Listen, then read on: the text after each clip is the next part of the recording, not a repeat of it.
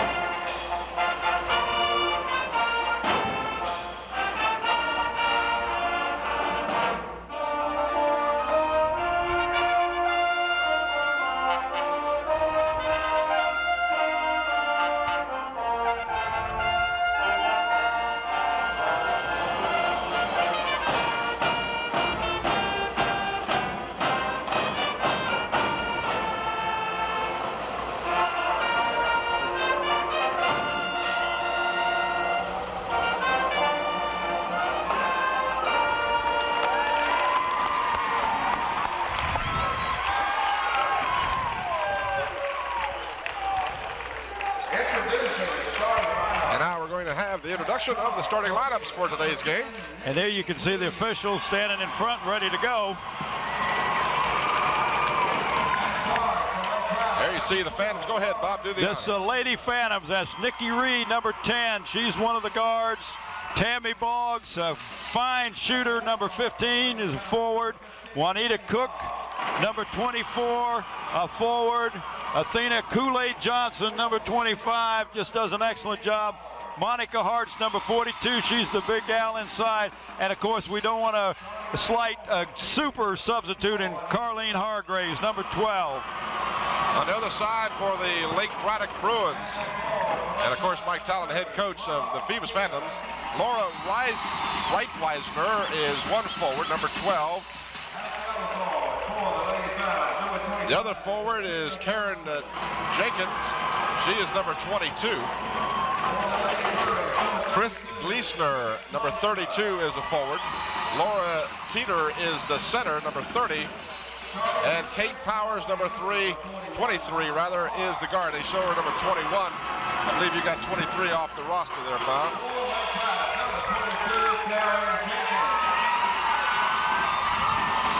So we are about set to go. The Phantoms will be listed as the visitors for this ball game. The Lake Braddock Bruins, the home team. The young man with the ball, that's Rosie Johnson. He's the referee. The other official today is Bob West. He is the umpire. And we have seen, for the most part, excellent officiating. If you took all the games that we have seen excellent officiating here tonight, this week. Tim, I'm just proud to be part of this WHCS Channel 29 crew to bring these games, but I tell you, the fans back home are missing a treat. There are so many open seats up here, it's unbelievable. And this is going to be one fine basketball game. Offensively and defensively, the statistics are relatively similar for these teams. They both average about the same on offense. The Lake Braddock team 67 points a game, Phoebus 73. On defense, Phoebus holds a decided edge there with only allowing 31 points per game, while Lake Braddock gives up 44. Braddock wins by an average of 22 points a game. The Phantoms 42 points a game. But forget all the statistics because we're going to be playing basketball, and that's what's going to decide this game. Tammy Boggs jumps center. It's controlled by the Lady Bruins. This is Laura Teeter. Baseline jumper, nothing but net, Karen Jenkins. This is Nikki Reed. Athena Johnson at the top of the key, calling play number 3. And they're in a zone. Looks like a 3-2 zone that they're in. Juanita Cook loops it inside for Monica Hart. Turnaround jumper. They say she took steps before the shot. Hart, who has been held down in the score column during the playoffs, only scoring 5 points against Garfield and only 4 against Henrico, but she's done a good job in the middle playing defense. 8-minute quarters in high school basketball, no shot clock. We are just underway. The ball tipped in the air. Nikki didn't see it. Then Reed is tied up, or rather Hart is tied up. And Hart was the one that batted that ball. And there's a switch right there. Phoebus does a good job full court, but Monica doesn't have the foot speed as some of these other girls, and the young lady that she guards was the one that brought the ball up. And a foul was charged to Karen Jenkins, her first, the team's first. So the ball goes over on the player control foul. Nikki Reed in the tall trees has the shot blocked. Nikki drives, puts it up and in. She is one tough competitor. She could have taken the easy route, which would have been outside, but Nikki decided to go inside and force the play, and she got the roll. And we're tied at 2. This is Kate Powers, number 23, guarded by Reed. Karen Jenkins, 22, guarded by Boggs. Now they throw it out to the big girl, Laura Teeter. She drives, the basket counts, and they call a foul on Nikki. I didn't see that foul, but evidently she got a piece of the arm before she went up for the shot. So Reed will be called for her first personal foul. That's the first team foul. And now Phoebus is wanting to take a timeout. Mike Talon wants to discuss some strategy here. We'll watch a replay of the foul. There you see Teeter getting the ball at the free throw line. Nikki steps in front of her, and she's got to give her room to come down. So the call was made against Reed. They say she didn't leave her room, and that's not a bad call. No, it isn't. So the timeout comes at 6:35 to go here in the first quarter. This game being played Saturday afternoon, the 11th of March, 1989, the championship game for the girls.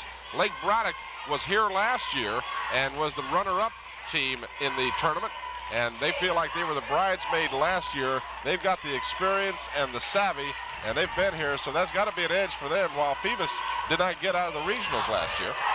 Well, that's correct, but I'll tell you, this Phoebus team is on a mission, and they don't want to be denied. The enthusiasm by the Phoebus Phantoms is contagious, as we have really grown to really adore these young ladies. They have really played their hearts out all season long, and we hope them the best of luck here. 4-2 as Teeter misses for the three-point play. The ball knocked away, and they say it was touched last by Cook. He missed that call. It went off of the leg of one of the Lake Braddock girls, but he called it the other way. Shot no good. Ball batted around, controlled by the Bruins. There was a travel he missed. Teeter, and this time they got the travel. So they called it. Rosie Johnson, the referee on the far side, caught the travel, so the basket didn't count. So we stay at 4-2. Both teams understandably a little tight to start the ball game. This is Tammy Boggs. Flips the pass out for Juanita Cook to Nikki Reed. Hart from the free throw line thinks better of the shot. Reed wants to go inside. This is Kool-Aid Johnson calling play number 2. That's Reed's number, turnaround jumper off the heel of the rim. Ball is loose and finally controlled by Karen Jenkins. Now they run, but Phoebus gets back real quick. This is Teeter. Her shot doesn't go, but we've got a foul. 2 shots coming. Well, I don't know about Rosie Johnson. Boy, he is calling them real close. And that's 2 fouls on the Phoebus team already. Kool-Aid is called for her first personal foul. Teeter goes to the free throw line. She had 5 of 10 from the charity stripe yesterday. Watch the replay here. There you see in the traffic, someone got her on the arm. Teeter misses for the second time from the free throw line. She had 27 points against Menchville. A lot of those were layups. Big left-handed young lady hits the second. Nikki Reed is... And what was the... Oh, look at it. Oh, well. No blood, no foul, I guess. Reed is fouled on the shot, however. And how can you call a touch foul at one end of the court and a bump like that at the other end? You got to be consistent, and that's what these girls are looking for. Consistency from the officials. Laura Reitwiesner called for her first personal. Nikki Reed goes to the free throw line with 2 shots. Nikki now has all 3 of the Phantoms' points. She was 9 for 12 from the free throw line yesterday in that victory over Henrico. We'll watch a replay of the bump that wasn't called. Watch here as Nikki was bumped and bumped well. Second try is no good for Reed, and it remains 5-3 Lake Braddock. Lake Braddock rolled 10 points in the board yesterday against Menchville before Menchville took the court. Figuratively speaking, I had. Good position underneath by Reitwiesner. Teeter drives. She's blocked. Oh, wow. And a foul on Monica Hart, I believe. They are getting too many offensive rebounds. The Bruins, the Phantoms are not blocking the Bruins off the board. Tammy Boggs is whistled for the foul. They say she got her before Monica Hart reached in. So Boggs, we'll watch the replay here. Pass goes to Teeter, and she'll drive. There you see Tammy go up and make contact with the arm and the ball. So Teeter now 2 for 4 from the free throw line. There you see a good look at Laura Teeter. She's a 5'10" senior from Lake Braddock. And she gives her team a 4-point lead with those 2 free throws, 7-3. Tammy Boggs drives the baseline, kicks it back to Kool-Aid. Reed at the free throw line. She'll take the shot, doesn't go. Phoebus crashes the boards, and Johnson comes up with it, gets it to Monica, underneath for Juanita Cook. Cook has trouble, and then her pass is picked off by Karen Jenkins. Back come the Bruins. Again, Phoebus does a good job of getting back on defense. That's what Menchville wasn't doing yesterday. The Bruins beat them down the floor all afternoon. Inside again for the big girl. There's a foul.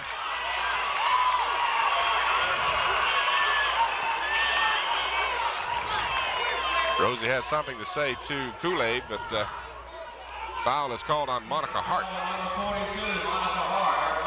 That's her first. That'll be the 4th team foul against Phoebus. After, on the next foul, it'll be at least a 1-and-1 for the duration. 4.5 minutes to go. There you see Teeter as she moved inside. Not much of a foul. Well, I tell you, one thing Phoebus is going to have to do, and I believe Mike will make this adjustment, they're getting too easy to getting those that pass too easy into the big girls. He's going to have to start fronting them and making them lob that ball, make it a little harder to get that entry pass in. Because these young ladies get the ball and they turn and go right to the basket, and that puts a lot of pressure on your forwards. So Teeter missed her first 2 free throws, but she's connected on the last 5, and she has 7 points. And they have a 9-3 score right now. Lake Braddock ahead of Phoebus, something Phoebus isn't used to. They don't trail very often in a season like this. And there was a foul of smack in the face, and that wasn't called. Boggs shot short, and she's back down court playing defense. She tips the ball over for Reed. The Phantoms come back. Reed pushes it up the court. Cut off nicely by the Lake Braddock team. She spots wide open underneath for the basket. Oh, nice pass. Way to go, Kool-Aid. Give Reed the assist. Johnson the basket, the foul, and a chance for a 3-point play. Foul is charged to Chris Gleesner. That's her first, the team's 3rd. And Athena Kool-Aid Johnson will go to the free throw line. She hit 3 out of 4 in that victory over Henrico yesterday.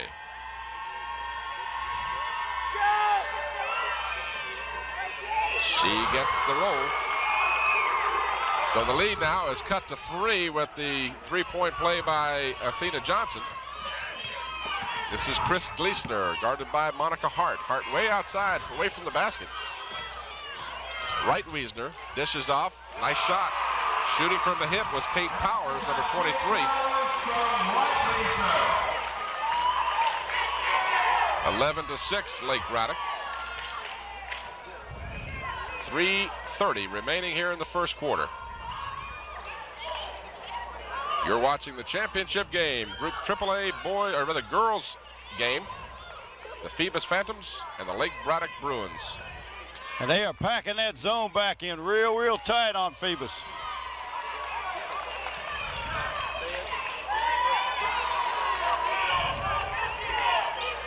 Nikki fakes the shot. Phoebus being quite patient right now. Nikki moves inside, gets away. What a nice move from Nikki Reed.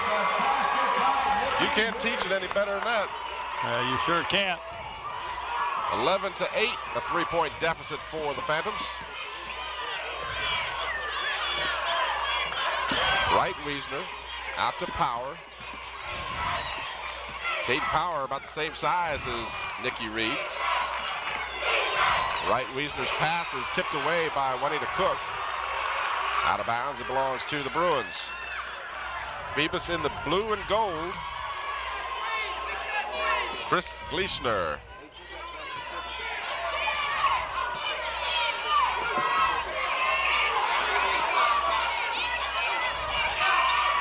Deep in the corner, the shot is short. And the rebound comes off for Kool-Aid, and she is bumped hard.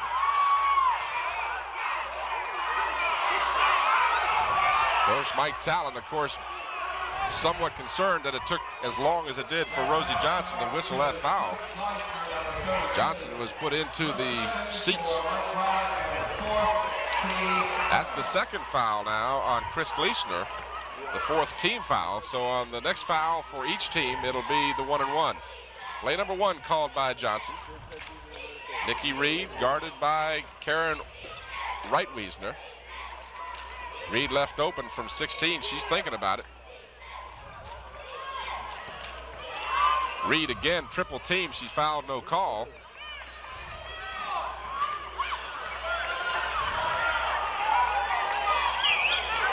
Tammy Boggs drives off the glass and good. Nice drive by Tammy.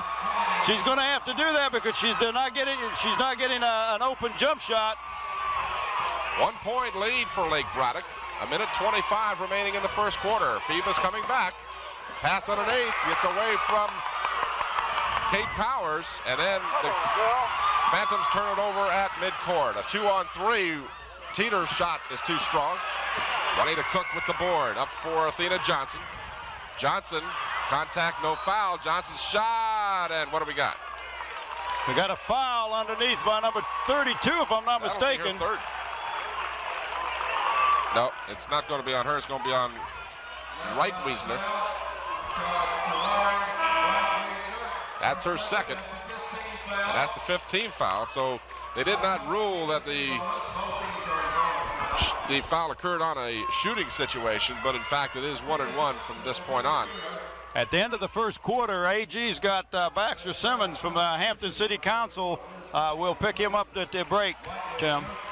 See where the crowd felt there was a charge there. There was a no call there. And then the contact underneath, that could have been a charge, and it wasn't called. It was called against Lake Braddock, so a bit of a break for the Phantoms there. 1:05 left, and the Phoebus team has a chance to take the lead if they can hit these free throws. Kool-Aid has it rim out, though. So Johnson is 1 for 2 from the free throw line, and Lake Braddock holds on to the 1-point lead. Powers pass gets away from the first substitution of the ball game. That's Audra McDowell, number 34, guarded by Johnson. Gleesner, and then we've got a foul. This is going to be on Juanita Cook. That'll be her first. And that'll put the Lake Braddock girls on the foul line. 45 seconds remaining, and for the 7th time, or I should at least say in 7 attempts, Teeter's at the free throw line. The big left-hander is 5 for 7 from the charity stripe. And this one doesn't go, batted around, and who's got the ball? It's finally picked up by Juanita Cook. Got a couple of Lake Braddock girls on the floor. This game is a wee bit physical. Ball is stolen. Aaron Jenkins stole the ball and scores. 13-10, a 3-point lead now for the Bruins. 25 seconds to go. The Phantoms don't turn the ball over often. Ball kicked out of bounds. It belongs to Phoebus. That was an excellent steal over there that that young lady just picked her pocket. Boggs, her pass for Nikki. Contact, no foul. Reed will shoot. Hit it. 3 baskets and a free throw for Nikki. Lake Braddock down the court quickly. The only Phantom back is Hart. Ball doesn't go in. Got again players all over the court. 3-point attempt at the buzzer. It won't go. So the Phantoms get a break there. They were on the wrong end of a 3-on-1. They were that. And we've played 8 minutes, and Lake Braddock holds a 1-point lead. Quite a difference from the game between Lake Braddock and Menchville yesterday. Tim? Yes, sir, AG. Go ahead. All right, we got City Council member Baxter Simmons up here, but first an editorial comment. This officiating is not consistent. That's just my comment. Baxter, your thoughts on the first quarter? Well, I think Phoebus is doing a good job. They've been fouled several times. There's obviously no calls out there. And this is, so far, the officiating has been one way. But I believe in spite of that, we're going to come away with a victory. It looks like they're really starting to pick up the tempo. Baxter, City of Hampton's got a chance to take two state championships home today.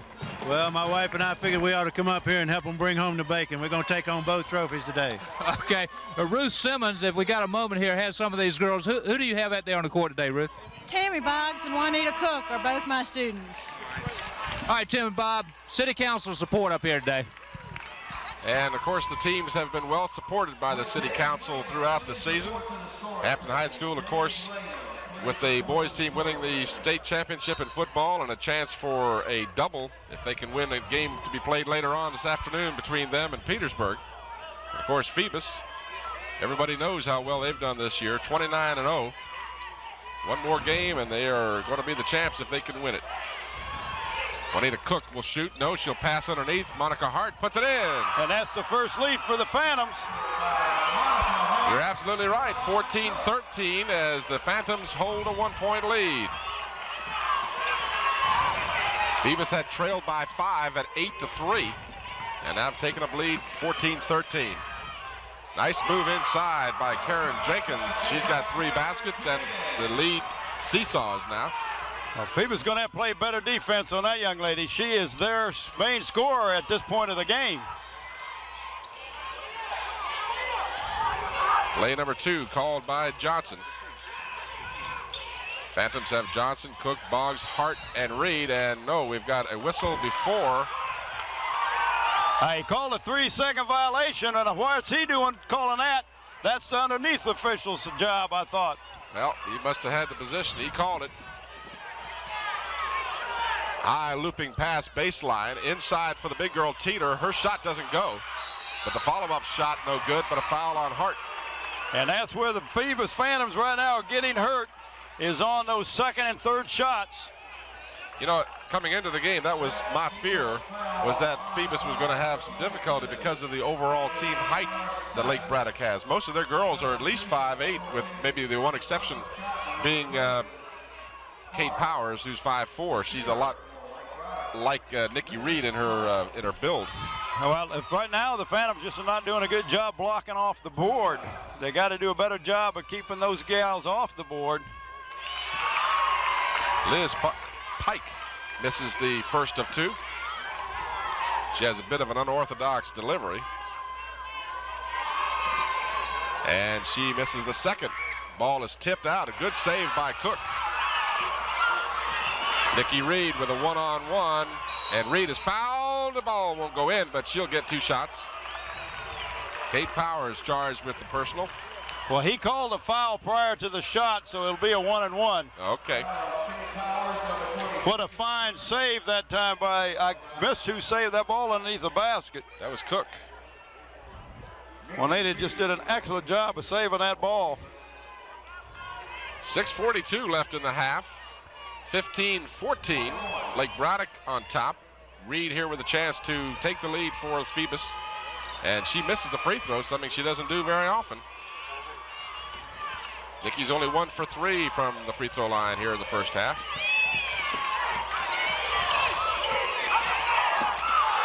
Contact with Boggs and Teeter, nothing called. Karen Jenkins has 4 baskets, and it's a 3-point lead for the Bruins. Tammy Boggs will shoot, and she's fouled.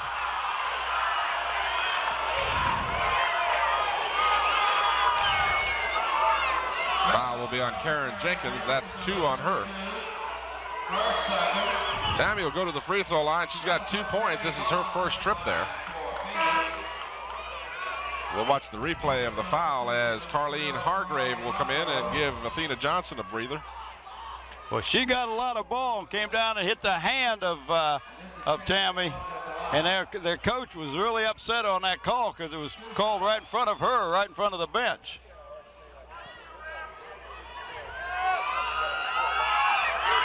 Boggs will get the bonus. Tammy was perfect at the free throw line in the victory over Henrico. She was 4 for 4 yesterday. She does not get the second.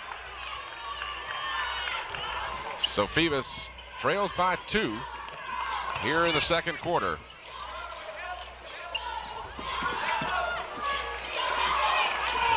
Pike, Gleesner, Jenkins, Teeter,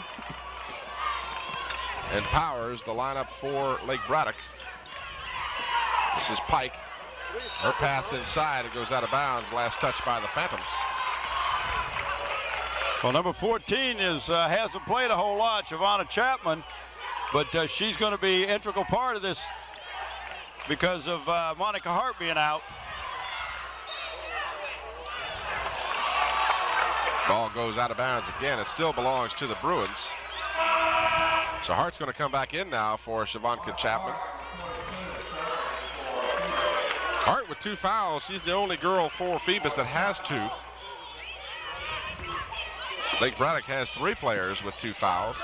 That could be a factor down the stretch. Pike is left alone for the 16-footer.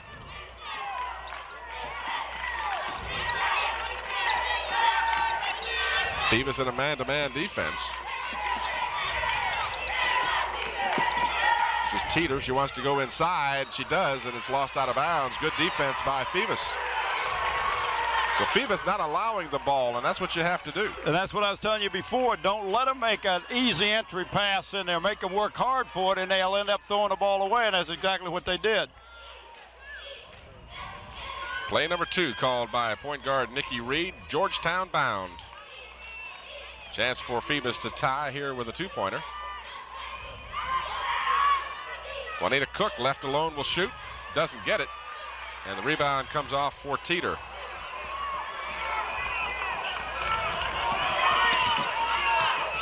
So far, we're seeing the kind of game you expect between two undefeated teams. Nice move to the bucket. It doesn't go. Pike can't get the follow-up, and then Cook had it, and she was, well, what's she going to call? I'm not sure what that call is. Well, he called on the foot of somebody, but who cares? Phoebus got the ball. That's the important part. I don't know. I didn't see the call. The ball didn't go out of bounds, but no, evidently he felt like the defender used the foot. Carleen Hargraves spots Monica Hart open. Shot no good. And the rebound comes off for the Bruins. Phoebus harassing the ball handler. This is Karen Jenkins, guarded by Tammy Boggs. This game, the last game for several of these Phoebus Phantoms. We've got a foul. I believe we're going to see the foul on Boggs. That'll be her second.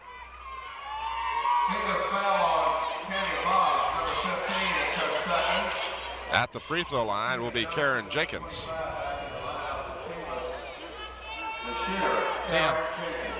Yes, AG. At halftime, we're going to talk to some of the Phoebus Phantom parents if we get a chance. Great. Okay. Hope our fans will stay tuned for that.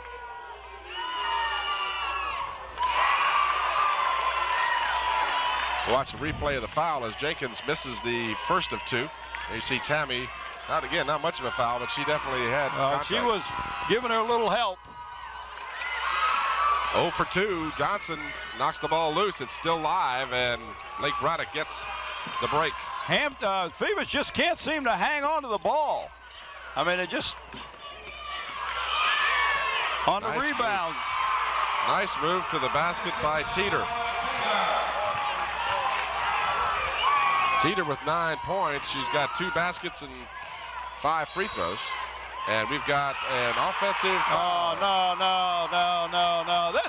Let the girls play basketball. He's trying to be the show out there, and he's not the show. The girls are.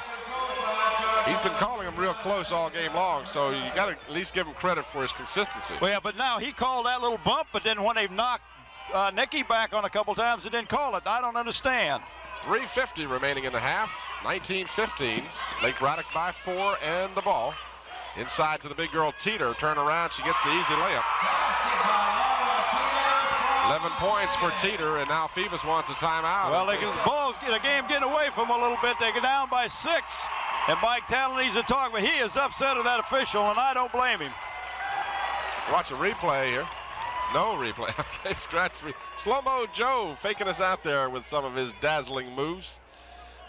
We talked about this coming up, that we just hope that the officiating would be to the point that they let the girls decide the outcome of the ball game. You don't want to see the officials you shouldn't see, and he shouldn't be that much in evidence during the ball game. And right now, Rosie Johnson thinks that he's out here for his, I don't know. Did I hear AG? Tim. Yes, AG. Yeah, we're up here with Mr. Boggs, and we're down by 6. Things not going too well right now. Your comments so far, Mr. Boggs? Excuse me, Mr. Reed, Nikki Reed's father. My apologies. At this point, I don't think you're going to have any problems coming back. This team, when they put the press on after halftime, you'll see a difference. You think there'll be some press adjustments at halftime? No problem. I think they'll come back and win this game. All right, Mr. Reed, Nikki Reed's father. Got to be a proud papa. Give him our congratulations for the way he's molded this young lady into the person she is. She's not only an outstanding ball player, but she's quite a great person as well. Nikki, and a credit to the school system. No question about it. 21-15, Phoebus trailing by 6. Again, an uncharacteristic role for them. They have dominated all of their opponents this year. Reed will take the jump shot and hit it. 8 points for Nikki. She had 33 in the opening round game against Garfield and 19 in the victory over Henrico. Nikki, an intricate part of this team. Tammy Boggs pushes off on the screen. The ball tipped loose. Cook had it. That's traveling. Good job. I didn't know he's going to pick it up or not, but he did. That good defense by the Phoebus Phantoms to cause that turnover. 3 minutes to go here in the half. 21-17. Phoebus down by 4 now. They led by a point after 1 quarter. There's contact, no call. Ball bounces off the foot of Johnson. But see, he didn't call it that time when the defender did it, but the last kind of play just like that, he called a foul on Phoebus. Maybe we can get Bob West to talk to Johnson out there, get him to be consistent. I don't know that he'll definitely agree with our assessment of the situation. Top of the key. This is Teeter. She's been deadly. She misses this one, and then we've got a foul. And this is going to be on whom? I think he's calling it on Monica. That's who it is, and that's going to be 3 on Monica Hart.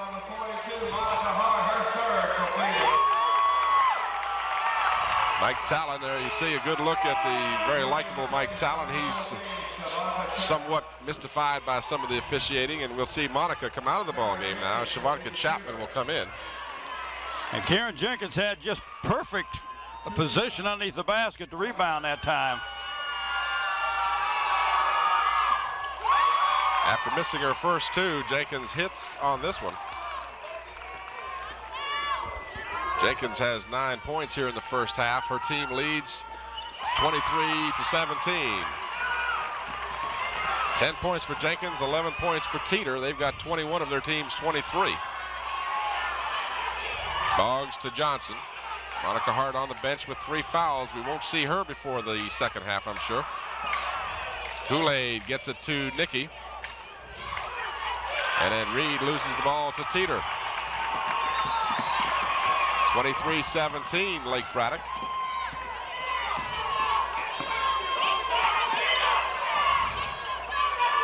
Three-point attempt. It's good. We saw her do that yesterday. Kate Powers. She's got a little hop jump when she shoots that ball. And that's a big lead that they've got. It's a 9-point. So the Phantoms, Nikki Reed calls play number 3, 26-17, a 9-point Lake Braddock lead. Juanita Cook's shot well off the mark. Liz Pike gets the board for the Bruins. A minute 27 to go here in the first half. Quick release, almost went in. Ball tapped around, controlled by Lake Braddock. And coming out with the ball is Juanita, check that, not Juanita, but rather Athena Cook. I get a different name, Athena Johnson. Let's go here, Cole. That's at least you get names. Got my tag all tangled up here. 1 minute to go in the half. 26-17. Boggs has it tipped away. Good defense. Reed shoots. She's fouled and it won't go, but she'll get 2 shots.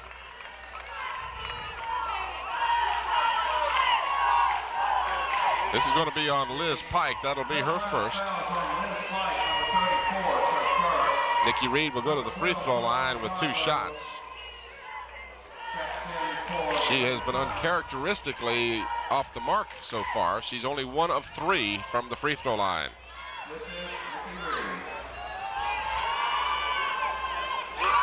She's back in the groove and she's got 10 points.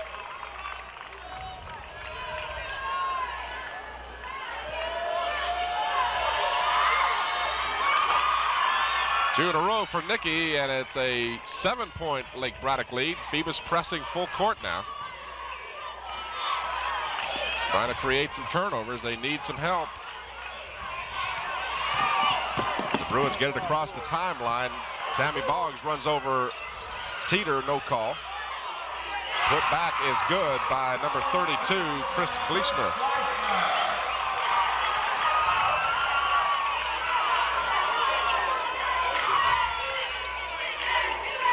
28-19. In the tall country, the ball tipped around, and who's the foul going to be on? Calling it on against Phoebus. I believe it's going to be on Shavonka Chapman. Oh, I'm sorry. Well, it's on Teeter, okay? So he indicated it was going to be on Phoebus initially, but in fact it is not. It's on Teeter. That's her first personal foul. Both teams have been over the limit for some time now. 24 seconds remaining. Shavonka Chapman with the high arching jump shot free throw gets the first. And now Teeter's going to come out of the ball game, and she'll be replaced by Julie Smith of Lake Braddock. Teeter comes out with 11 No, first number half 22 points. is coming out. Karen Jenkins is coming out. So Teeter and Jenkins check out. Yeah, you can see the foul there on the replay. She was knocked down. Chapman off the mark with the second one. Long rebound comes out to Liz Pike. And then it's stolen by Juanita Cook. Juanita, and a foul. So the fouls are fast and furious. The fans from Lake Braddock didn't like that call. Liz Pike picks up her second. Juanita Cook will go to the free throw line for her first attempt at some points. Juanita Cook has yet to score, and she had a big game yesterday with 19 points. She averages 13 plus. So the Phantoms are missing her scoring right now, and they need to get some more scoring from her. Oh, they sure do. What's really hurting them is they're getting beat on the boards bad on their defensive, which is the offensive boards for Lake Braddock. They're getting more than one shot. 1 out of 2 for Juanita. Phoebus has 3 defenders in the back court. Lake Braddock did not take advantage of this, and now we've got a palming the ball call against Lake Braddock. 9 seconds remaining in the half, 28-21. Phoebus has stayed close. This Lake Braddock team, ranked by USA Today as the 20th best team in the nation. Phoebus has been slighted by that poll throughout the season. Nikki Reeds needs to get closer to the range. She's got 3 seconds. She puts it up. It doesn't go. And the horn sounds, no foul. Reed just about got called for a foul at the break, and the horn sounded just as the foul occurred. So Rosie Johnson was about to give Nikki her second. Well, I'm not real thrilled about his calls anyway. All right, we're at halftime. It's 28-21. Mike Talon isn't either, as he looks over and kind of waves his hand in disgust. Tim. Yes, sir, AG. Before we break at halftime, we got some of the Phoebus football players that come up here showing support today for the Phantoms. Straight across from you, about 10 rows up, got Mike Artis and Tom Bodie. Mike, we're down by 7. What happened in the first half? Well, I think they tried to get it inside and try to get Monica Hart into foul trouble. And then they got her into foul trouble. Number 22 took over. Tom, what about the first half?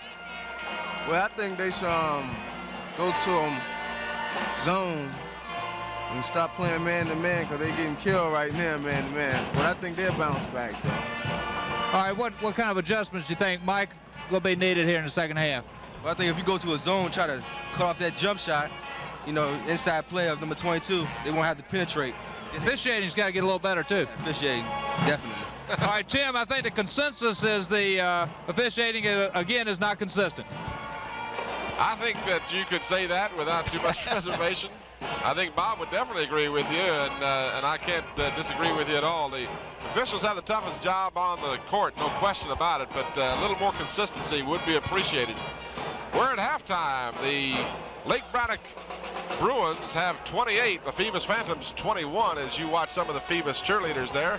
We'll return to Robins Center on the campus of the University of Richmond, but first let's take a brief timeout.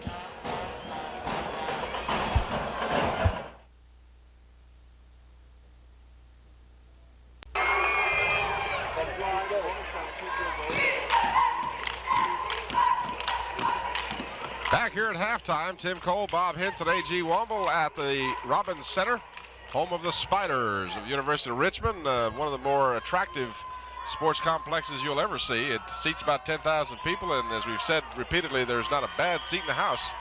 There sure isn't. Tim, I know you got some halftime statistics, but let me just go over the rebounding real quick.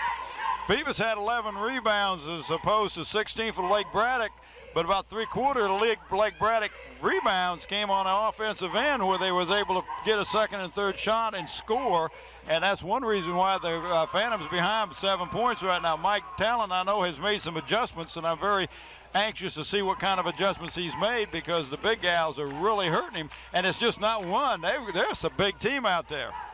8 rebounds, if I read your, 7 rebounds for Juanita Cook alone for the Phantoms. So again, she hasn't scored very much, only 1 point, but she's gotten the important stuff that doesn't necessarily show in the scoring aspect of the game. Right, Laura Teeter and Chris Gleesner both have 5 each for the Braddock team.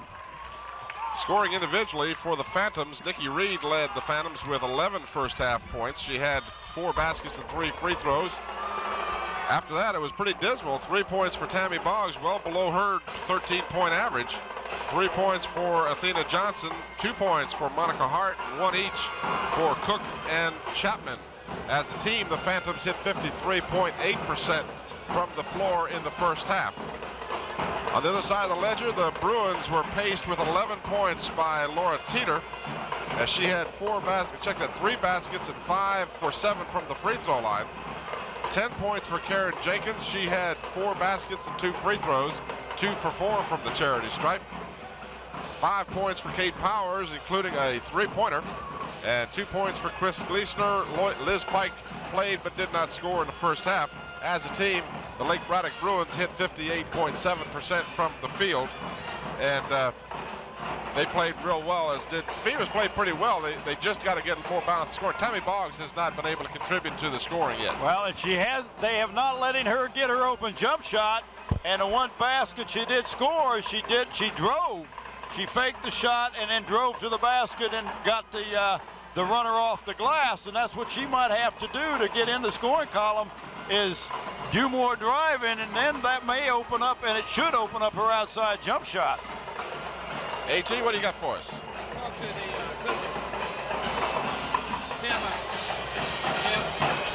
We're having a little trouble picking AG up right now. Well, I don't know. AG is sitting right here close to us, but I can't hear him. 1, 2, 3. There you go. Now you're loud. Tim talked to the assistant coaches over there, and they basically going to try to get the ball a little bit more into Monica Hart in the second half. And they're going to make one switch on defense. I think Kool-Aid is going to take number 22, Karen Jenkins, in the second half and switch off Tammy Boggs. Are they going to continue to play the man-to-man then? Yes. Okay. Just making some adjustment team-wise. And, of course, if you get the ball into Monica Hart, that's going to put pressure on their big people and may get them in foul trouble. And that's not a bad strategy to pull either. But Monica's got 3, and she is the only one who is in foul trouble, I think, for the Phantoms. And there's a good shot of Harry Bennett, assistant principal at Phoebus High School. Monica Hart does have 3 personal fouls. She's the only Phantom with more than 2. Athena Johnson and Tammy Boggs each with 2. Nikki Reed and Juanita Cook with 1 foul apiece. On the other side of the ledger, 2 fouls each for Wright-Wiesner, Jenkins, and Gleesner. No one on the Lake Braddock Bruins have more than 2 fouls. And there was a nice shot of Rick Novickis, the other assistant principal, one of the other assistant principals over at Phoebus High School. They are well supported here today. Lake Braddock has the ball to start the second half. They lead by 7 points. They trailed by 1 after the first quarter.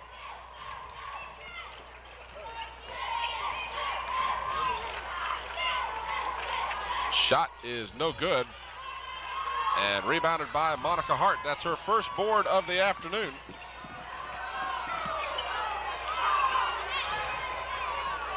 This is Monica. Flips it out for Tammy Boggs. Back into Hart. Hart turns around, puts it up. It doesn't go.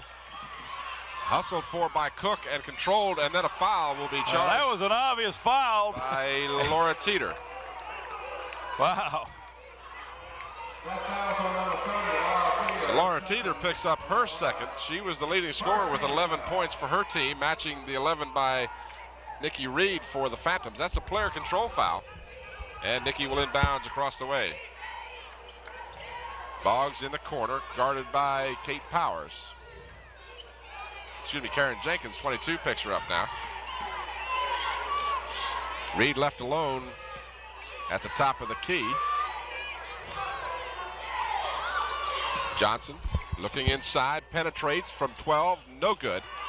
And then the ball is tapped out. Back come Kate Powers of Lake Braddock, and then she double dribbles. So the turnover gives the ball back to Phoebus. 7:04 remaining in the third quarter.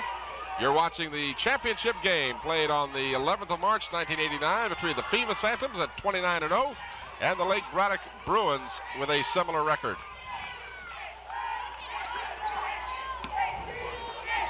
Tammy Boggs just one basket in the first half. She'll shoot from 14, it's short. And the rebound comes off for Laura Teeter. Teeter had 27 in their victory over Menchville Friday afternoon. Chris Gleesner guarded by Hart. Karen Jenkins picked up by Johnson. This is Reitweisner. Teeter drives off the glass, no good.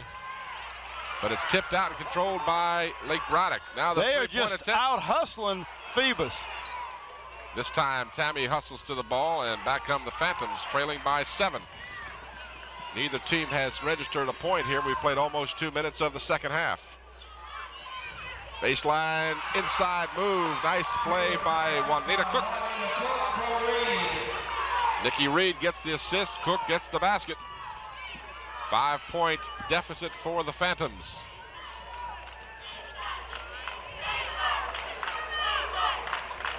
This is Teeter.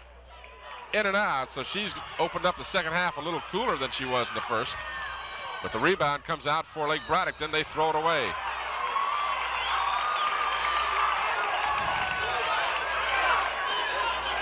So the Phantoms have their original starting lineup in there. Johnson, Cook, Reed, Boggs, and Hart. Tammy working to get open. She feeds inside. Juanita turnaround jumper, no good. Rebound comes off to Chris Gleesner. The Bruins want to run. They get down the court quickly. Underneath, we've got a foul. No basket. And Tammy Boggs said, you're going to make it at the free throw line.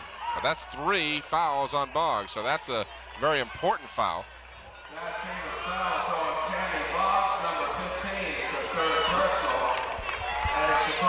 Tammy's going to come out now as Keisha Reese will check in momentarily, and she'll give Tammy, who's moving slowly back to the bench. Looks like she might have gotten a little bit shaken up on that play. She's holding her head. Kind of took a spill there as she's attended to on the bench. Karen Jenkins at the free throw line will have 2 shots, and she rims the bucket with the first one. Well, now what Phoebus has got to do when they miss these foul shots, they've got to block out and get the rebound. The Bruins have been dominating the boards, and the second one is good. 11 points now for Karen Jenkins. Dina Johnson double team, gets it to Reed. She almost got in trouble. Reed will put it up, no good. Monica Hart couldn't find the ball, and then we've got what? I don't understand that guy. Oh my gracious, what a terrible call. That was the worst call I've seen in the tournament.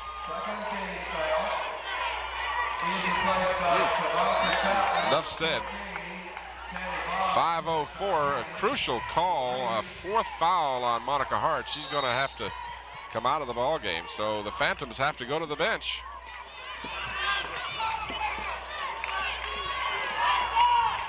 Shavanka Chapman will replace Monica Hart.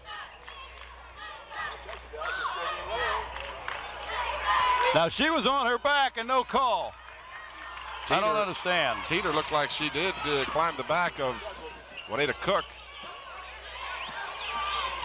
This is Cook and Johnson again. They got one official calling everything out there. It's amazing. He's the only one that's got a whistle. And it only works if it's going to be going against the Phantoms, it looks like.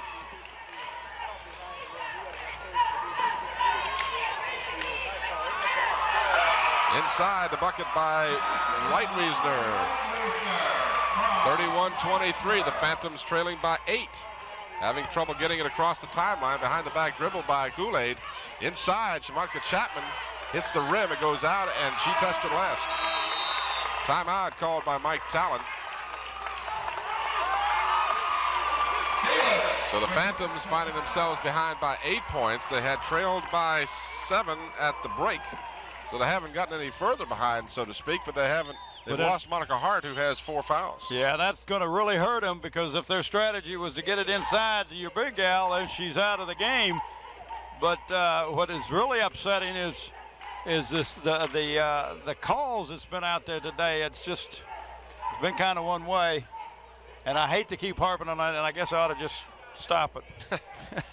Well, you know, unfortunately, we can't change anything, but it's unfortunate that the one official seems to be calling a lot of stuff.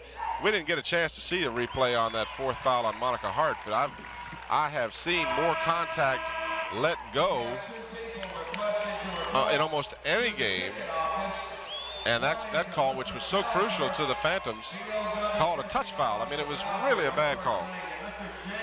But the Phantoms have to play nonetheless. You know that you can't let the officiating dictate you. You got to stay with your plan. You got to overcome it.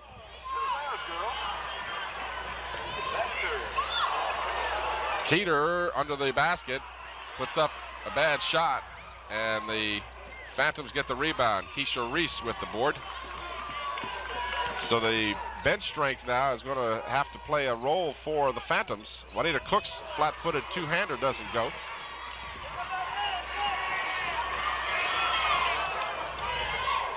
In the corner, shot is short. Teeter rebounds and puts it in. I'm telling you, they're in the right place at the right time. All the rebounds are coming right off to the Lake Braddock team. Lake Braddock with a zone press. Could have been a foul against the Phantoms. They got away with one there. Reed has it knocked away by Teeter. Right now, they are out hustling the Phantoms, and the Phantoms are a little rattled at this point. Tammy Boggs comes back in, replacing Keisha Reese for the Phantoms. Boggs will get the inbounds pass. She has been guarded well. Give credit to the defense of Lake Braddock. They have not given her an open shot. This is Boggs trying to work on Lake Braddock. Her shot is an air ball. Tammy has a chance at the steal and just misses. Well, she wasn't paying attention. She should have been had her head up and not her head down. Had her head down because she missed the shot. Rebound again for Juanita Cook. So she has been the mainstay for the Phantoms. Athena Johnson doing a good job of ball handling.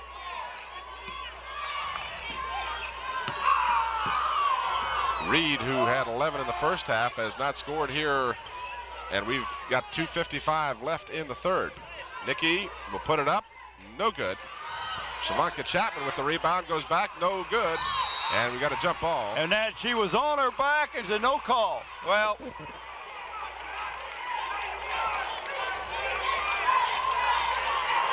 .245 remaining, a 10-point bulge for the Bruins of Lake Braddock. Nikki is fouled as she penetrates the lane. This one's going to be whistled down on Lauren Reitwiesner. That's her third.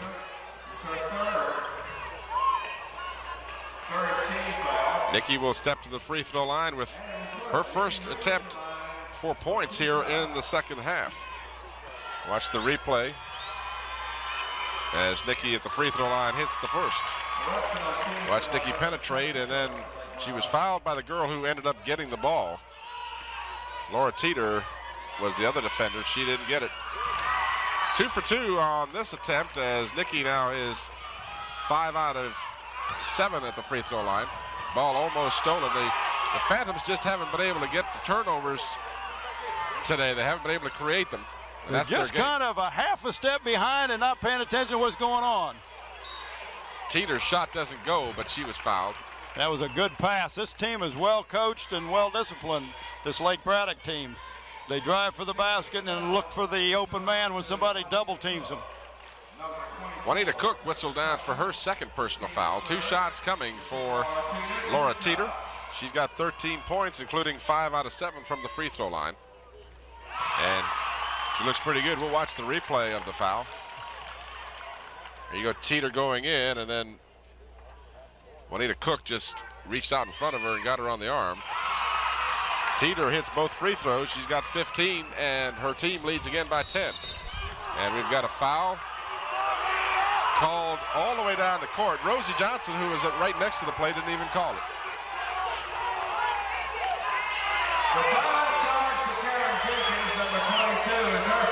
Karen Jenkins called for her third now, so there are 2 of the Lake Braddock girls who have 3 fouls. And that could be a factor in the fourth quarter. We've got 2:19 left here in the third. 35-25, Phoebus trailing by 10. Championship game from the University of Richmond. Lake Braddock was the runner-up last year. They're going for the championship this year. Nikki Reed's off-balance shot comes off. They get excellent position. Lake Braddock is a good ball club. Take nothing away from them. We've been on the officials a bit, but that's been deserved. But Lake Braddock's played well. Looping pass inside for Teeter. Turnaround jumper. She's deadly. Teeter had 27 against Menchville, and she's got 17 now against the Phantoms. And it's a 12-point lead for Lake Braddock. That's their biggest lead. Tammy Boggs penetrates, puts it in. Her first points of the second half, only her second basket of the ball game. Tammy had back-to-back 18-point games in the opening rounds.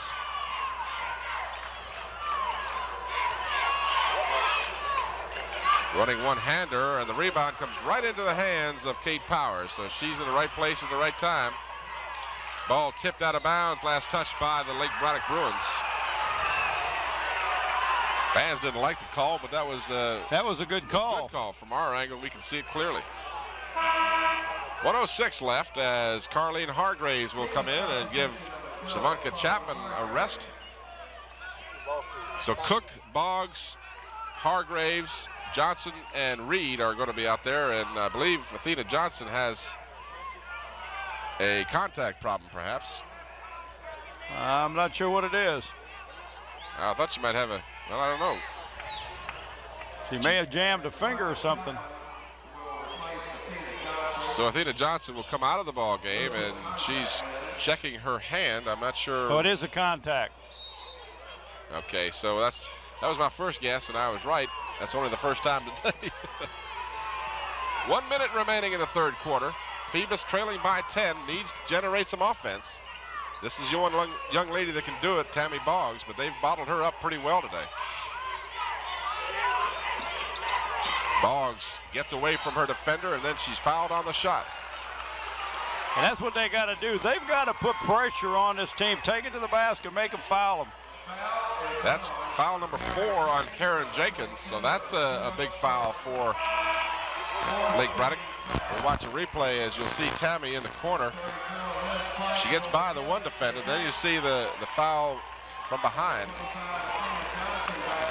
Jenkins will come out of the game with 4 personal fouls and 11 points. Tammy at the free throw line trying to make that lead single digit.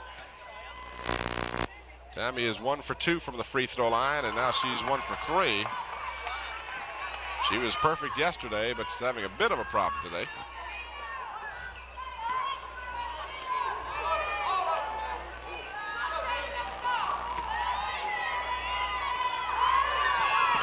One out of 2 for Tammy. 6 points for Boggs. Phoebus putting some pressure on the ball. And Nikki Reed steps in front of the pass. Put it up. No good. Tammy Boggs rebounds. No. And the rebound comes off for Lake Braddock. So 2 chances for the Phantoms. Down the court, Teeter gets the pass. Then Shavanka Chapman intercepts. So the defense starts to pick up. That's what you need. Got to have that defense. Johnson penetrates. No basket. Oh, what a big call. 3 fouls on Kool-Aid. No basket.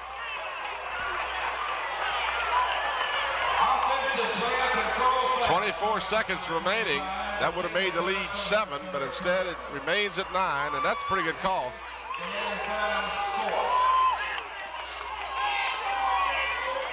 Now Rosie Johnson is calling for some. I guess it was a timeout while we have a shoe adjustment here. I'm not sure. Okay, that's all it is. Well, what he was trying to find out if it was an offensive foul or had the foul been made after the. And I can't believe they're starting with a girl tying her shoe, but they did. 17 seconds remaining in the third. Phoebus trailing by 9. Teeter looked like she traveled. And they are going to call travel. Finally called it. We got 7 seconds. This Phoebus needs to get the ball down the court real quick and score. Or at least get a shot off. Reed will take the three-pointer. It's short. So Nikki just perhaps a little outside her range. And after 3 quarters, yes, AG. We're over here to your right in the corner with Phyllis Henry and Al Morris, 2 big supporters at the Phoebus program here. And Phyllis, we're down by 9. We got 1 quarter left. I hope they can do it. I think if they get everything together, we can. It's hard to play all these trees without Monica. It is. Al, a lot of support by your group coming down here the last couple days. Yeah, it's been our pleasure, of course. What more can we do than to support the team with the band? So that's what, and the kids really enjoyed coming. We've had a good time, and we hope it turns out the right way. All right, Tim, Bob, we got a lot of support over here on the Phoebus side today. And well, they should. The Phoebus Phantoms have played their hearts out this year, and win, lose, or draw, they're winners no matter how you look at it. Well, they're in a very unfamiliar position, being down going into the 4th quarter. This is very unusual. The ball belongs to the Lake Braddock on the inbounds. Phoebus is going to have to turn it around because of the, here's the nice steal there by Nikki. With their defense is what they're going to have to do to change this. 8 minutes remaining in one of these teams' season. Actually in both of them, but one is going to be the champion, the other is going to be the runner-up.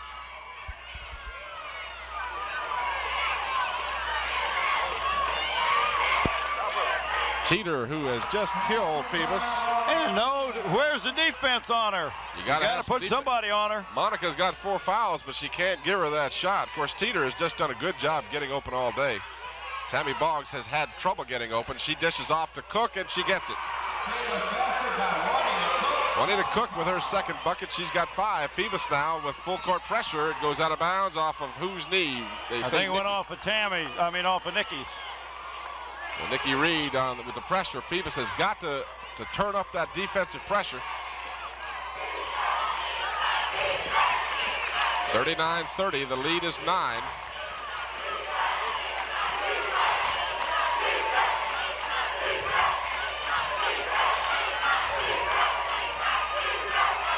Reed Wisner, Powers, guarded by Reed.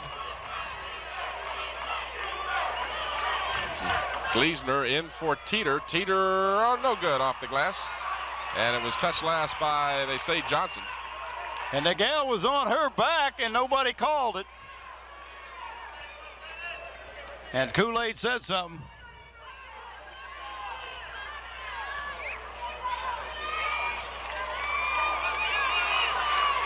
.6:55 to go in the 4th.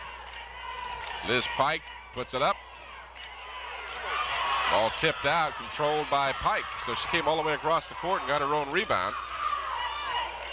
Gleasner puts it up. Teeter rebounds, forces the shot up, and finally Juanita Cook clears the board for the Phantoms.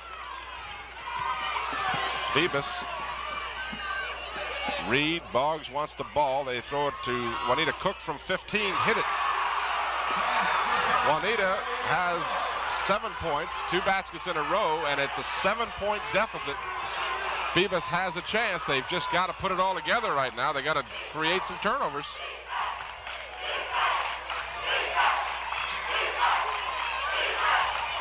Pass inside, goes out of bounds, and it'll belong to Phoebus.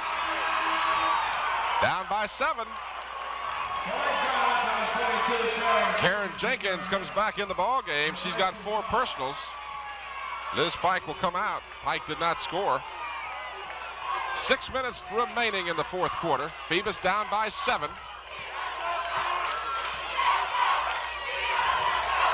Boggs has been shadowed by Karen Jenkins all day long. She has done a good job of shutting down Tammy. Well, what they need to do is somebody needs to set a screen for Tammy. Feed to Hart, the short jumper in.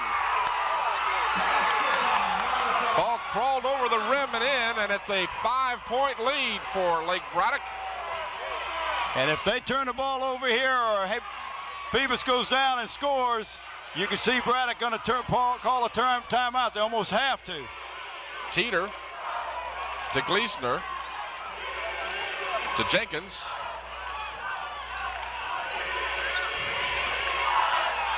This is Teeter. She'll shoot from outside. In and out. Right over the top of her. Tammy should never let her get that rebound. Phoebus has been caught flat-footed on more than one occasion. Now two Phantoms fight for it. Out comes Kool-Aid. Very important, very important. That should be a block. Yes, good call, Mr. Johnson. One in a row.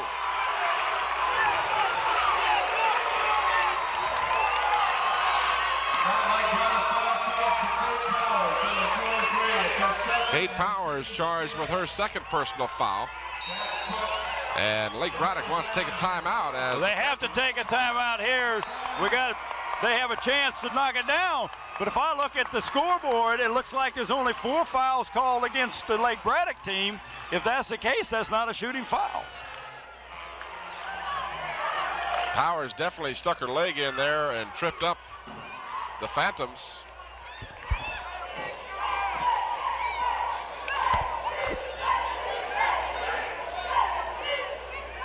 Just to run down some of the scoring for you as we have it, Nikki Reed has only scored 2 points here in the second half. She's got 13 on the game. Tammy Boggs has scored 3 in the second.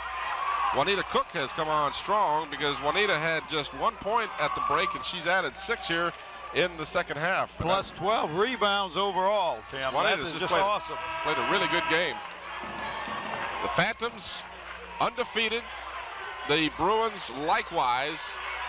The Phantoms have trailed by as many as 11 here in the third quarter and have cut it down to 5. And if they've got a shooting situation here, which I don't think they do, I think it is a player control ball.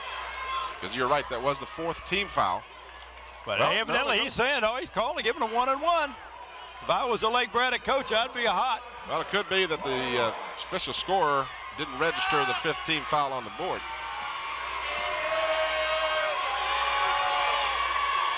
Big free throws here for Kool-Aid. She hit it. 2 for 3 from the free throw line for Athena Johnson. She was 3 out of 4 yesterday. So after breezing past 2 opponents, Phoebus, as we well expected, has had more than their share of trouble with Lake Braddock. Could be a 3-point game here if Kool-Aid can hit it. Off the rim, no good, but the rebound comes off to Phoebus. Boggs from her spot, no. Johnson gets the rebound, though, gives to Monica Hart. She's triple teamed. Underneath, no good. Hart with the rebound, put it up, and she's fouled. So Phoebus now playing with some intensity. Woo! And I feel like they lacked a little of that intensity. They've been kind of flat-footed. That's the 3rd personal on Laura Teeter. Well, that's the first time Phoebus has got 2 offensive rebounds, especially in a row. Monica now with a chance at the free throw line, and she hit it. 3-point deficit. She can cut it to 2. Phoebus definitely back in this ball game. There you see Monica's intensity and her concentration. It's a 2-point difference. Phoebus fans getting involved now. Gleasner, Monica Hart has to be careful. She's playing with 4 personals. She can't get too aggressive. Karen Jenkins, pick set, and what do we got? We got a charge on, no, which one is it going to be? I can't believe that guy. That's on Johnson. I thought that was the call. That's 4 on Kool-Aid. Now that's going to be a 1-and-1 situation. Looks like a pretty good. I agree with you that it looks like a pretty good foul, but that's happened 2-3 other times tonight. Now watch. See, she's set. And she did a good acting job, but she had her feet planted, and that's what you have to do. But the other 2 times that's happened, they didn't call it. So, you know, that's what you call it all the time or you don't call it at all. 20 points for Laura Teeter. Just be consistent. The Bruins by 3 as Teeter hits both, makes it a 4-point difference. And we've got a ball game, 4:22 remaining. There you go, Tammy. That's your shot. Hit it. Back to 2. Tammy has been quiet, but she gets open and hits. Boggs playing with 2 personal fouls. Down court, it's knocked out of bounds by Johnson. Lake Braddock will have it, leading by just a basket.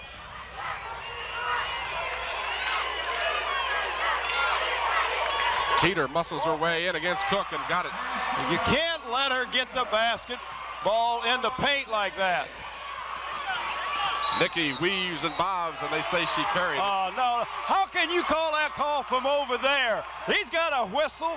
The other official's got a whistle. I don't understand why he has to feel like he's got to do it all. Hey. 3:52 remaining. Lead pass for Teeter. Cook is on her, but Teeter gets the basket.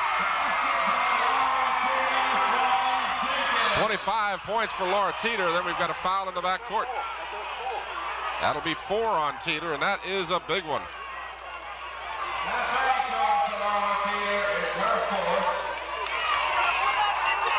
So 1-1 will be forthcoming for the Phantoms. Nikki Reed, who you'd like to have on the free throw line if you got to be shooting. That's right. You got one of your top free throw shooters for the Phantoms right there. Yes, AG. Looks like only one official's whistle's working tonight. Does seem that way, doesn't it? Nikki gets the roll.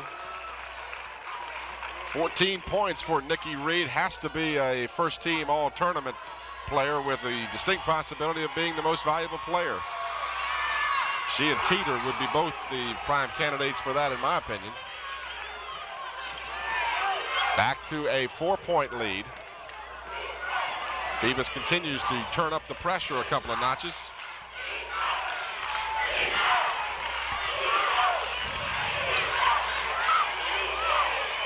Wild shot put up. Teeter followed the shot. You can see her going to the basket. Nikki Reed gets the rebound, brings it out. 3 on 2. Knocked away from behind. Good defense. Phoebus needs to get back on defense here. They can't afford an easy basket at this point, down by 4. Teeter's pass almost gets away from Power. She's got that real quick release. Tammy Boggs had the rebound, and it was knocked out of bounds by Rietweisner. Trailing by 4, they bring it up. 3 minutes remaining. Oh, you're missing Tammy. You're missing Tammy down here in the corner. There's Tammy's your shot. open. That's her shot. That's her spot. She gets the side of the glass, though. Juanita Cook goes to the basket and then kicks it out of bounds. Phoebus wants to take a timeout, so they're still only 4 points away with a lot of time remaining. 2:46 left. Roy Heath, the radio man for PEX next to me, was upset with that call. He felt that he saw it go out off of the Lake Braddock player. Well, there is, everybody wants to know, that's Rosie Johnson. His whistle is working. All right, I understand Slow-Mo has got a replay on this. Let's see if we can pick it up. Not that it makes any difference, because it won't. But you see, Juanita Cook, the reason she gets all these rebounds is she goes to where the ball is going to probably be. Now watch her. Juanita got it, and it went right off her knee. That was a good call. That was a good call. It went right off of her knee, at least from our viewpoint there. Sam Jr. By the way, let's talk while we have a minute about our crew for today. They've been here all weekend. They have been sacrificing the chance to go home and play with the kids and be with mom and the girlfriends and boyfriends. They've all been up here. But they've done a good job as usual, and we're very proud of the way Channel 29 puts this together. Oh, but I tell you, you talk about eat your heart out, wide world of sports and all these other things. This crew, I'll take them anytime. Long pass down court, and it's going to go, well, they saved it, but it doesn't matter because Tammy got the inbound save. Boggs weaves her way around. Nikki spots Johnson open. Boggs just outside the three-point range from 16, no good. And Teeter with the rebound. We need the basket, needed it bad. Well, I like the way that Tammy did that, though. She took the aggressive role in that situation. This is Karen Jenkins. She's been held down here in the second half, has not scored. And they're letting the ball air out of the ball a little bit. They're going to slow her down, run a stall. Again, I remind you, there's no shot clock needed in high school ball. They do not have to shoot. Now, if they're closely guarded, of course, that'll be a turnover, but so far they've been doing a good job of getting rid of it. 5 seconds, Rep. Teeter guarded by Cook. This is Reitweiser. 1:39 left, 45-41. Lake Braddock calls timeout.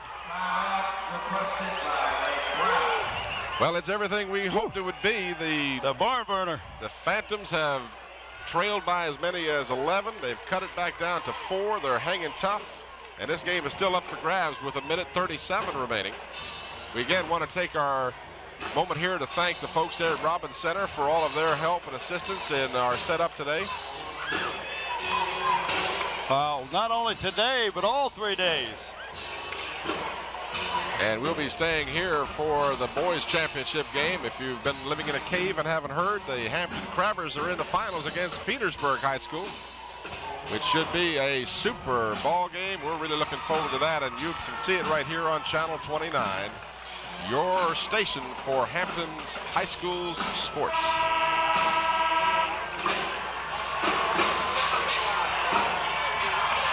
There you see Mike Talon as he goes back to the bench, just about as likable a guy as you'd ever meet, and he has molded together a superb team.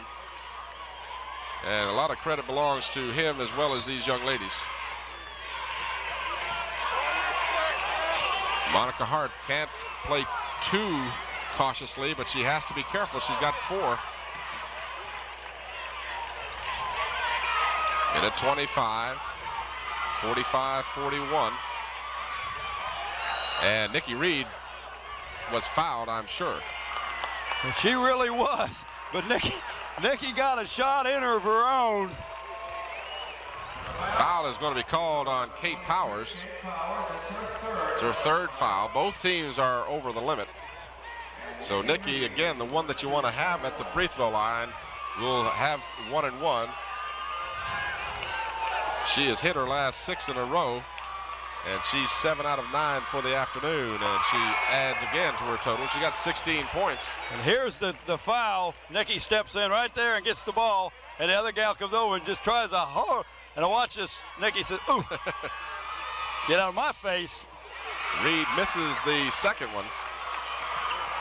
Phantoms trail by 3, and Reed will be called for the foul. She had to take that. That's only her 2nd. And that's the little gal we saw yesterday in the end of the game at against Menchville. Hit those jump shot. Shoots a little jump, jump shot from the foul line, and it was pretty accurate. She got 50% of them yesterday. The Phantoms will hope she has a similar success ratio this afternoon. This is her first trip to the free throw line. And it's no good. And Johnson had it momentarily, and it's still loose. Finally controlled by Lake Braddock. And there's your difference right there. A loose ball, they end up with it. 3-point lead for the Bruins. Ball is thrown away. 1 minute to go. Tammy Boggs trying to find some open room there. Teeter bumped her, no call. That would have been 5 on her. Kool-Aid. Tammy's open. She's got to take this shot. And she hit it. Timeout. Timeout. 37 seconds. That's a 1-point ball game. 45-44. That should be a jump ball.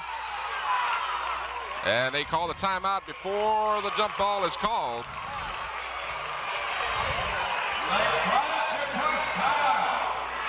Well, boys and girls, hold on. 27 seconds left. I was very amazed that Phoebus didn't call a timeout after that last shot.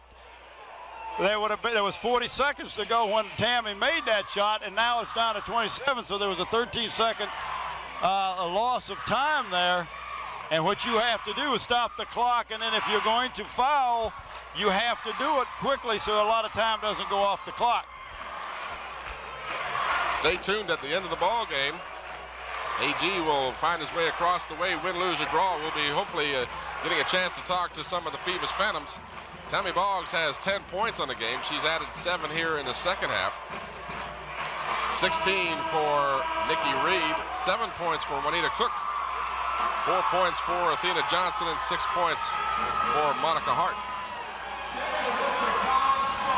27 seconds left to go.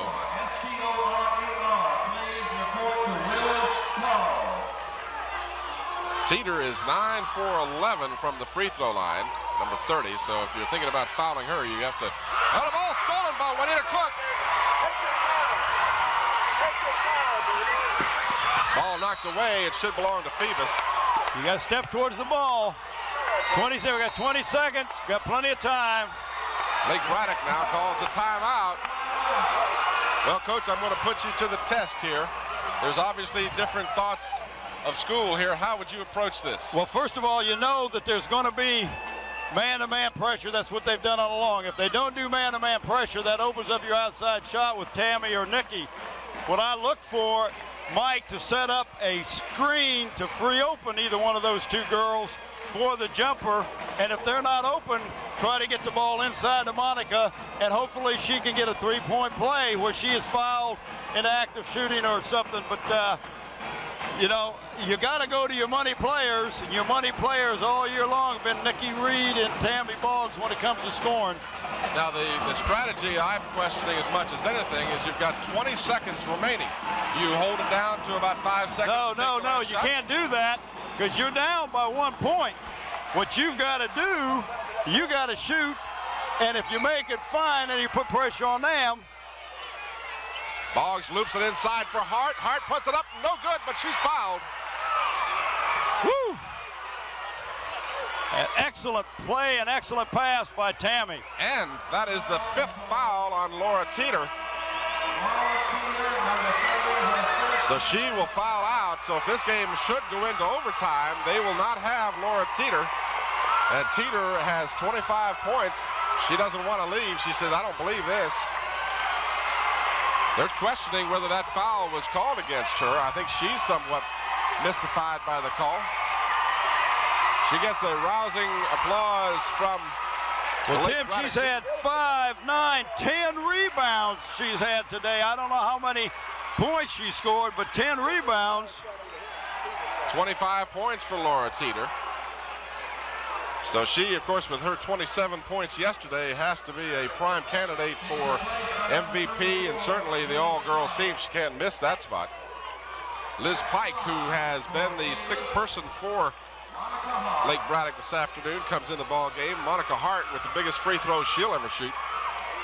16 seconds remaining. She can take the lead if she can get both. She got 2 shots, so at worst, if she can hit 50%, they'll tie it. Monica ties the ball game. Wow.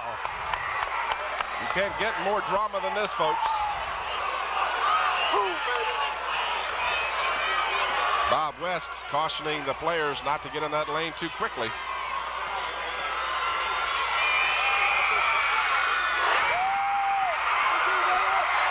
Phoebus by a point. Nikki Reed, they've got the ball. And Juanita Cook is fouled. 11 seconds to go. But this game is not over. You got 11 seconds, and he is not calling a 2-shot foul. That was a tackle. That was a tackle. Well, you know, the rule is, though, if you're playing the ball, you're okay. There's no intentional foul. You've got to be not playing the ball. Now watch this. Well, see, Nikki Reed got run over to begin with. And see, she reached in for the ball, so you know, you got to. I mean, You're right. Good call. No timeout called. I don't believe Lake Braddock had any timeouts remaining, so that was. Well, if you make both of these, then you make them have to shoot a 3-pointer. Juanita Cook, no good. And we've got a foul on whom? I can't believe Tammy fouled her. That's 4 on Tammy. 9 seconds remaining. Bad move.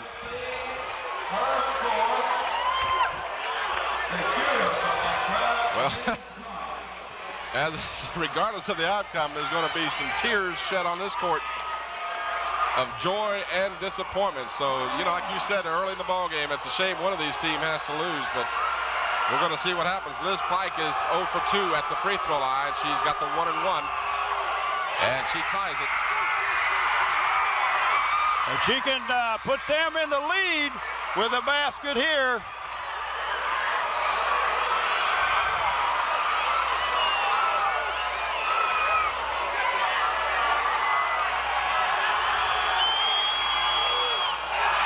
No good. We're tied. Tammy loses the ball out of bounds. 7 seconds. Play good defense, but don't foul. 7 seconds, 46 all. Powers, it's knocked out of bounds. 5 seconds left. Good defense that time by Juanita Cook.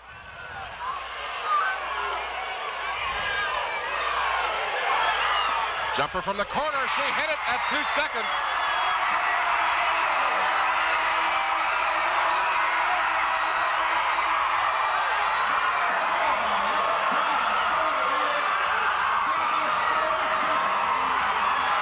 There's your ball game.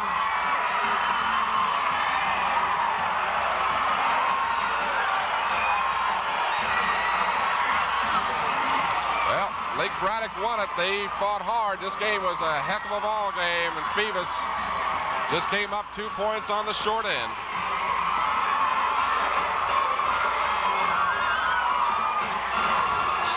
Well, there's a happy group right there, and they have a right to be happy. They played an excellent ball game. Phoebus also played an excellent ball game. Had this game what we thought was in the bag, but with 11 seconds, a lot of things could happen. Phoebus had 2 chances. They lost. They got the rebound, threw the ball out of bounds, knocked it out of bounds again. The gal shot the ball with about 3 seconds to go. Phoebus couldn't get the timeout called. And Tim, this was just an excellent game. Lady Phantoms, you know, what can you say? They really played good. They played from behind all day, took the lead with 11 seconds to go, and ended up losing. But what a fantastic year for the Lady Phantoms. Well, it's going to be a tough ride home, but Phantoms gave it their all. They were the underdog. Lake Braddock was the team you heard about all year with the national rankings. They were ranked 20th in the nation. Phoebus unranked, as many of us in the knowledge of the Phoebus team felt they should have been ranked, but they weren't. But they lost by 2 points to a good Lake Braddock team, and I guarantee you Lake Braddock never played anybody of the caliber that Phoebus is. We'll have the awards ceremony, and a tough pill to swallow here for Mike Talon, as his team will be obviously incredibly disappointed. It's a shame, but you know, just like you said, one team wins, one team loses. That's the way it goes. You got one team is 30-0 and one is 29-9.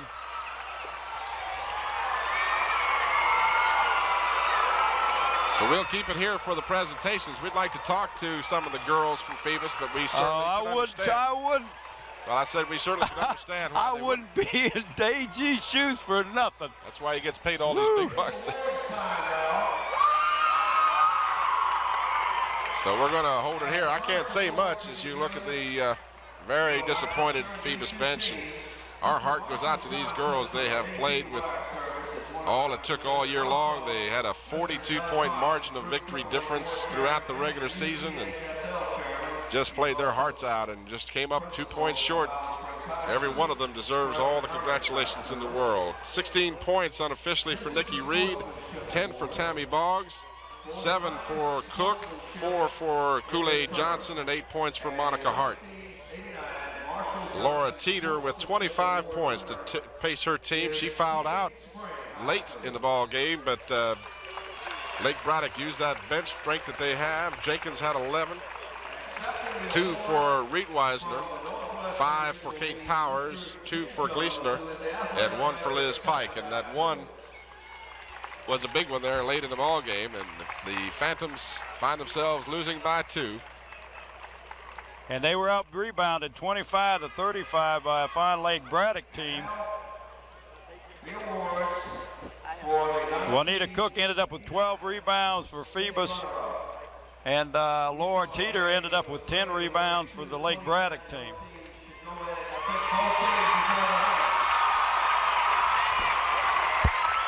I couldn't hear that announcement, AG. What did they announce? I thought maybe they gave they mentioned that the Phantoms had made the All-Star team, I think. I had a little trouble. I think he was complimenting both teams. An outstanding player, number 10, Nikki Reed.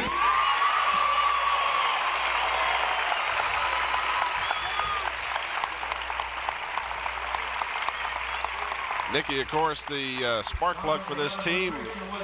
Smallest player on the team, but the biggest one as far as heart's concerned. She just never gave up. Number 12, Carlene Hargraves. Carlene Hargraves, who was incredibly instrumental in the success of Phoebus late in the season, as she had double-figure games coming off the bench.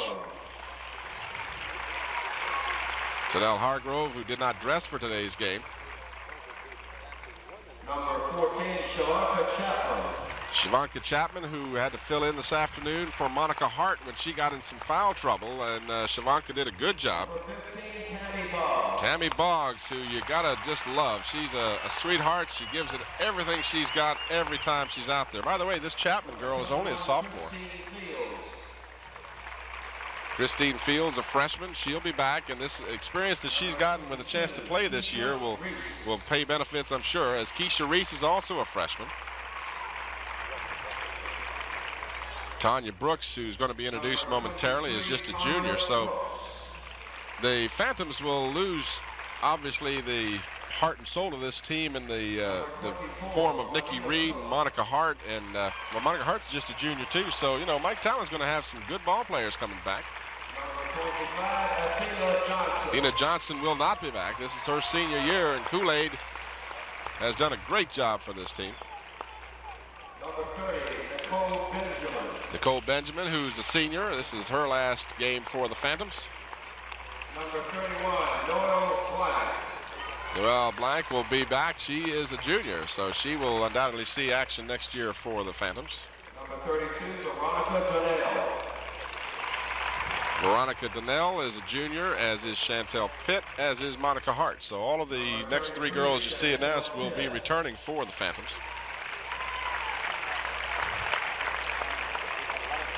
And listed in the scorebook is number 41. She wore number 42 today. That's Monica Hart. Monica Hart, just a junior. She'll be back. Other awards to managers, Ronnie Wilson.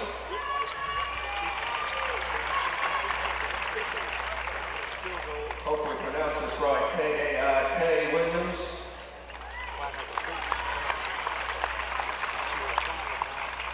And Sabrina Young.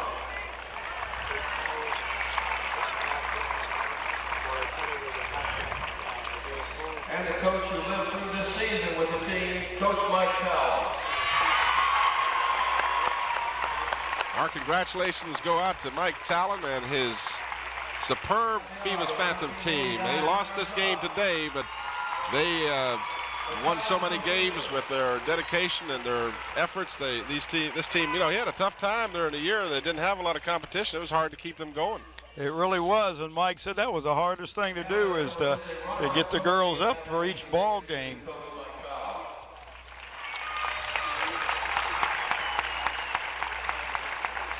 Mike will take the runners-up trophy. And now we're going to have the awards presentations to the champion Lake Braddock Bruins. And Mike Talon, with all the class he has, he gets his girls stand up in their dire moment of disappointment to applaud the champs. Number 11, Kristen Jensen.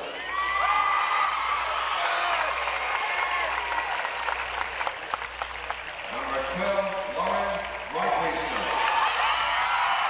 All right, we're going going to take a brief pause. I think what we'll do is check with my director and see if he wants to take a break, and then we'll come back, and hopefully, with any luck at all, we'll wrap up this game and then maybe have a chance for a word or two.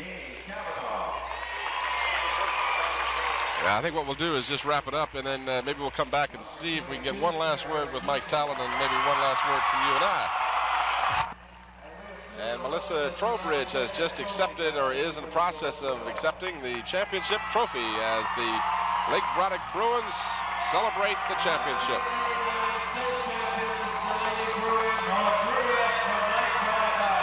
Well, Bob, you couldn't have asked for more of a game out of either team. No, you really couldn't. It was not a blowout. Both teams were real tough. AG is going to talk with Mike Talon. There's a shot of Clay Washington, principal at Phoebus High School. AG, go ahead. All right, Mike, I know this is a disappointing moment for you. Game, two great teams out there today, and unfortunately, Phoebus came up a little short. Yeah, we did. I didn't expect that foul with 9 seconds left. I told them just to deny and lay off, and guess she got a little carried away with the excitement and everything. We had the game, 9 seconds left. Yeah, Mike, your team showed a tremendous amount of character. Down 9 points going into the fourth quarter. Actually, even went ahead a point. Great effort by the Phantoms today. Yeah, they've been doing that all year. They didn't really get on track until the last quarter. I don't know whether it was the jitters or the early foul trouble, or we just couldn't. We weren't in sync until the last quarter. But you know, we still came in and came back and did enough to win. Mike, great season. Disappointing loss today, but we'll be seeing you back up here at State several times. I hope so. Thank you very much. Mike Talon. It's been a real pleasure for us to be associated in any way, shape, or form with Mike Talon. He has always been as cordial and as helpful and inviting to us as he can. Well, you talk about a class act. Oh, no question. Mike Talon is, he's sets the example for class act. Tell you, the young man, well, he'll talk to you. It's tough to talk when you have lost a ball game. And, you know, my heart really goes out to those Phoebus girls. They had the game won. And and AG's going to get a real quick talk with the coach. All right. In just 1 second, we'll go over there as AG will talk to the victorious coach. And again, our congratulations for a great season. These girls are obviously disappointed right now, but they have nothing to be sorry about. They played a super season. You know, all these hours and hours and hours of practice that they put in, and they fall just a little short of their goal. But Mike Talon has brought them here 4 times before, and I know we'll see them back here again. Well, Tim, not only that, but you look at the number. Go ahead, AG. All right, Tim, first of all, congratulations, Melissa Trowbridge. Great game. Could have gone either way, but your team came out great champions. They did a super job. I didn't have any timeouts there at the end. I told the kids, we've got to look to score, get the ball in Karen's hands, and sure enough, she put up that tremendous baseline shot, went right in. Well, maybe Phoebus was in the same position this year you were last year. Maybe Phoebus will be back again next year and take it off. True. They've got some very strong players. They're well coached, excellent team. You hate to see 2 teams 29-0. You hate to see the fact that one has to lose. Great seasons. Congratulations, great team, great effort. Melissa Trowbridge. Thank you, AG. All right, our final words here, as we really can't say much else because it's all been said. It really has, Tim, and I have enjoyed following the Phoebus Phantoms. I'm going to miss some of those young ladies on next year's team, but what I was saying before, there are a lot of girls basketball teams in the state of Virginia, AAA. Only 2 get here. No question. They're both winners. There are no losers. You're absolutely right. So, again, our congratulations to Lake Braddock as they go undefeated, 30-0 on the season. And the Phantoms, just 2 points separate them from the elusive goal of state championship. So our congratulations to Mike Talon and his young ladies. And we'll look forward to watching the career futures of people like Tammy Boggs and Nikki Reed and all the fine, talented players that have been on this team in the future. The final score again, Lake Braddock wins the state championship 48-46 for the Phoebus Phantoms. For Bob Henson, A.G. Womble, and our entire crew, this is Tim Cole. Thanks for watching. Good afternoon, everybody.